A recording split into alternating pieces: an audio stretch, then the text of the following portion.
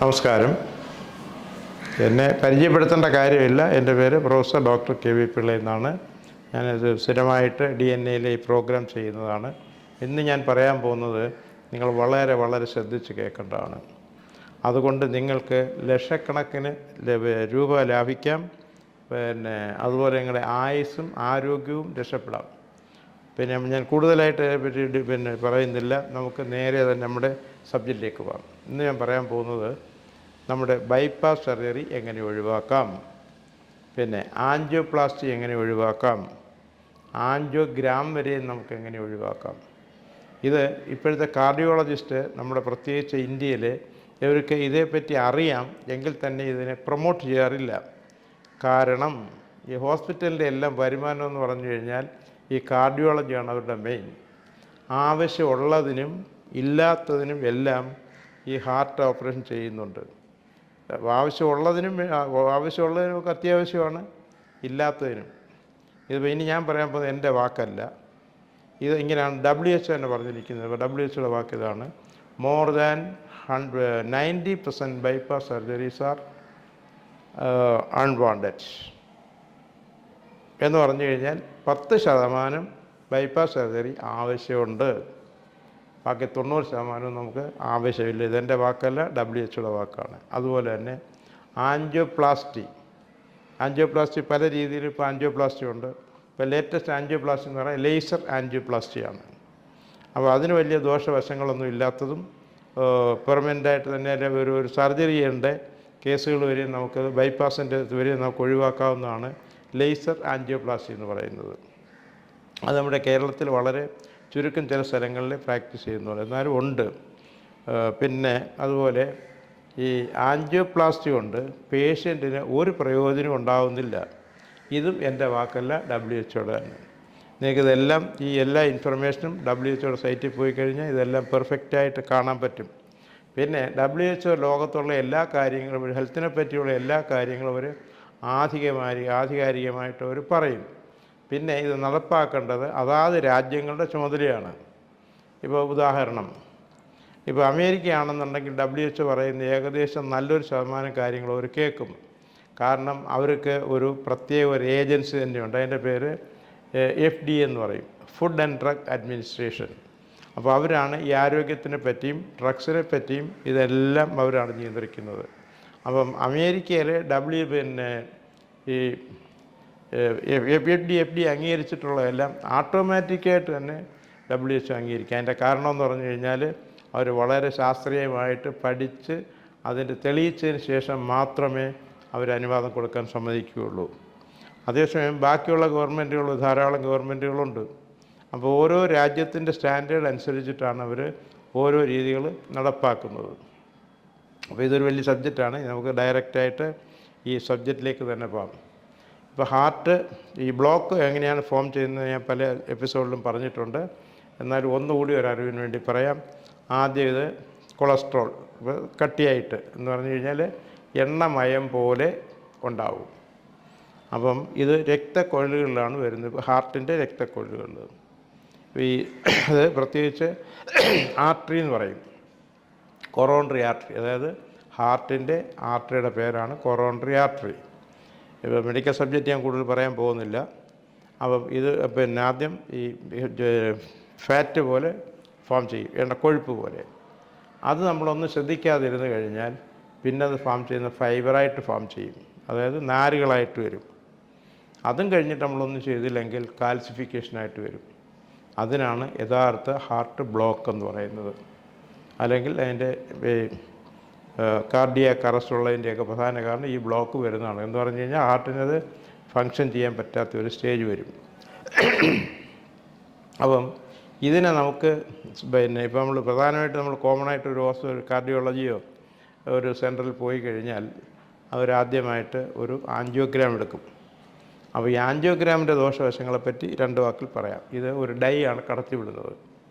അപ്പോൾ ഇപ്പോൾ ഉദാഹരണം, ഒരു പേഷ്യൻ്റെ യഥാർത്ഥ ബ്ലോക്ക് 50% കാണുകയുള്ളൂ. ഈ ഡൈ കടത്തിവിടുമ്പോൾ 50 എന്നുള്ളത് പെർസെൻറ്റേജ് കൂടിക്കൂടി 70, 80 ഒക്കെ ആയിട്ട് കാണിക്കാം. അത് ഡിപ്പെൻസാണ്.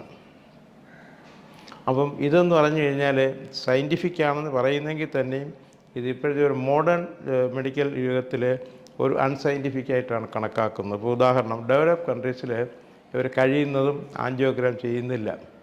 അവരതിന് പകരം ചെയ്യുന്നത് ഹാർട്ട് സ്കാനാണ്. ഹാർട്ട് സ്കാനിനെ പറ്റി ഞാൻ കുറച്ച് പറയാം. ഇപ്പോൾ ആൻജിയോഗ്രാം ഈ ഡൈ കടത്തി വിടുമ്പോഴത്തേക്ക് ഇത് ഡേഞ്ചറസ് ആണ്. ഇത് ചിലപ്പം ഇത് നമുക്ക് മരണം വരെ സംഭവിക്കാൻ സാധ്യതയുണ്ട്. അതുകൊണ്ട് ആൻജിയോഗ്രാം എടുക്കുന്നതിന് മുമ്പായിട്ട് പേഷ്യൻറ്റിൻ്റെ എല്ലാ കോൺസെൻറ്റും വാങ്ങിക്കും. കോൺസെൻ്റ് എന്ന് പറഞ്ഞാൽ സമ്മതപത്രം. അപ്പോൾ അതിനകത്ത് എന്താണ് പറഞ്ഞിരിക്കുന്നത്? ഹാർട്ട് പിന്നെ സർജറി ചെയ്യുന്നതിന് കുഴപ്പമില്ല, ഓക്സിജൻ കൊടുക്കുന്നതിന് കുഴപ്പമില്ല, പിന്നെ ബാക്കി എന്തെല്ലാം ചെയ്യുക അതിനൊന്നും കുഴപ്പമില്ല. നമ്മൾ സമ്മതപത്രം വാങ്ങിച്ചിട്ട് ചെയ്യാൻ പറ്റൂ. കാരണം അവരുടെ കുഴപ്പമല്ല. ചിലപ്പോൾ ഹാർട്ട് ഈ ആൻജിയോഗ്രാം കൊടുക്കുമ്പോൾ തന്നെ പേഷ്യൻറ്റിന് കോംപ്ലിക്കേഷൻ വരാം. ഞാൻ അതിൻ്റെ കോംപ്ലിക്കേഷൻ കൂടുതൽ പറയുന്നില്ല.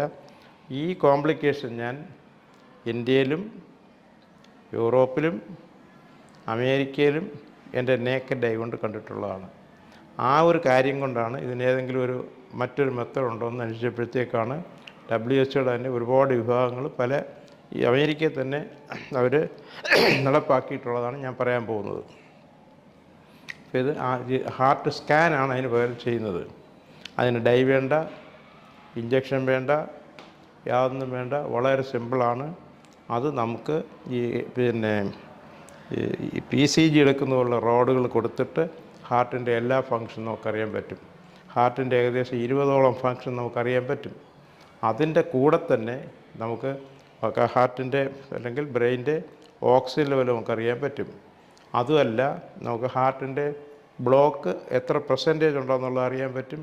അതുപോലെ പമ്പിങ് ആണല്ലോ പ്രധാനം, അതും നമുക്കറിയാൻ പറ്റും. പിന്നെ അത് കൂടാതെ തന്നെ അറ്റാക്ക് സാധ്യത അറിയാം. ഈ വാൽവിന് എന്തെങ്കിലും പ്രോബ്ലം ഉണ്ടെങ്കിൽ അതും നമുക്കറിയാൻ പറ്റും. ഈ ഒരൊറ്റ സ്കാൻ കൊണ്ട് നമുക്കിതെല്ലാം അറിയും. ഇത് ആൻജിയോഗ്രാം ഇതിനെല്ലാം നമുക്ക് ആൻജിയോഗ്രാം എല്ലാം ഉണ്ട്. അല്ല, ആൻജിയോഗ്രാമിന് പകരം ഹാർട്ട് സ്കാനാണ് ഏറ്റവും നല്ലത്. ഇത് നമുക്ക് ഞാൻ ഈ പറഞ്ഞ എല്ലാം സെപ്പറേറ്റ് ആയിട്ട് എടുക്കണമെന്നുണ്ടെങ്കിൽ ഏകദേശം 40,000-40,000 രൂപ വരെ വരും. ഇത് എല്ലാം കൂടി ഹാർട്ട് സ്കാൻ സെൻറ്റേഴ്സിൽ പോയി കഴിഞ്ഞാൽ അവർ വരും 8,000 റുപ്പീസാണ് ചാർജ് ചെയ്യുന്നത്. ഇത് കഴിഞ്ഞിട്ട് ബ്ലോക്ക് വന്നു കഴിഞ്ഞാൽ അത് ബ്ലോക്ക് അവർ കാണിക്കും. ഞാൻ ഇത്രയും പറഞ്ഞ കാണിക്കും. ബ്ലോക്ക് കാണിക്കും, അറ്റാക്ക് സാധ്യത കാണിക്കും, പിന്നെ ബാക്കി ഹാർട്ടിൻ്റെ എല്ലാം മറ്റ് ഫങ്ഷൻസ് എല്ലാം കാണിക്കും. പിന്നെ എല്ലാ കാര്യങ്ങളും അത് ഹാർട്ട് സ്കാനിൽ നമുക്ക് ഹാർട്ടിന് വേണ്ടുന്ന എല്ലാ കാര്യങ്ങളും കാണിക്കും. അതനുസരിച്ച് നമ്മൾ പ്രോപ്പർ ട്രീറ്റ്മെൻറ്റ് കൊടുക്കുന്നു. ഇനി നമുക്ക് ഞാൻ ട്രീറ്റ്മെൻറ്റിനെ പറ്റിയാണ് പ്രധാനമായിട്ട് പറയുന്നത്. ഇനിയാണ് നിങ്ങൾ വളരെ ശ്രദ്ധിച്ച് കേൾക്കേണ്ടത്. നിങ്ങൾ ലക്ഷക്കണക്കിന് രൂപ നിങ്ങൾക്ക് ലാഭിക്കാൻ സാധിക്കും. ഇത് കേട്ടാൽ മാത്രം മതി. അതായത് ഇതിന് ലേറ്റസ്റ്റ് എന്ന് പറഞ്ഞു കഴിഞ്ഞാൽ ലേസർ തെറാപ്പി എന്ന് പറയും. ലേസർ ആൻജിയോപ്ലാസ്റ്റി വേറെയുണ്ട്, ലേസർ സർജറി വേറെയുണ്ട്. ലേസർ തെറാപ്പീസ് എൻ്റയർ ഡിഫറെൻ്റ് ആണ്. ലേസർ തെറാപ്പിക്ക് ഉപയോഗിക്കുന്ന റേസ് എന്ന് പറഞ്ഞു കഴിഞ്ഞാൽ ഹീലിയം നിയോൺ റേസ്. അതാണ് അഡ്വാൻസ് ആയിട്ടുള്ളതും പിന്നെ ദോഷവശങ്ങളില്ലാത്തതും. ഇപ്പോൾ മെഡിക്കൽ ഫീൽഡിൽ തന്നെ ഒരു 60-ൽ പരം ലേസേഴ്സ് ഉപയോഗിക്കുന്നുണ്ട്. അതിൽ ഹാർട്ടിന് ഉപയോഗിക്കുന്ന ലേസർ ഹീലിയം നിയോൺ റേസ്. ഇതെന്ന് പറഞ്ഞു കഴിഞ്ഞാൽ എത്ര ചെറിയ ബ്ലോക്കായാലും വലിയ ബ്ലോക്കായി കഴിഞ്ഞാലും ഇത് അകത്ത് പോയിട്ട് ഈ ക്ലോട്ടുകളെ, അതായത് അതിൻ്റെ ഈ അടവുകളെ അലിയിച്ച് കളയുകയാണ്. അത് ഇനി ഇംഗ്ലീഷ് ഞാൻ പറഞ്ഞുതരാം. It is absorbing the abnormal cells without harming the normal cells. At the same time, it is giving the energetic condition to the normal cells. എന്ന് പറഞ്ഞു കഴിഞ്ഞാൽ ആവശ്യമില്ലാത്ത സെല്ലുകളെ എന്ന് പറഞ്ഞാൽ കോശങ്ങളെ, ഈ ക്ലോട്ടുകളെ, അടവുകളെ, പിന്നെ എന്തെല്ലാം അതിനകത്ത് വരുന്നുണ്ടോ അതിനെല്ലാം അബ്സർവ് ചെയ്ത് കളയുകയാണ് ഇൻ എ നാച്ചുറൽ വേ.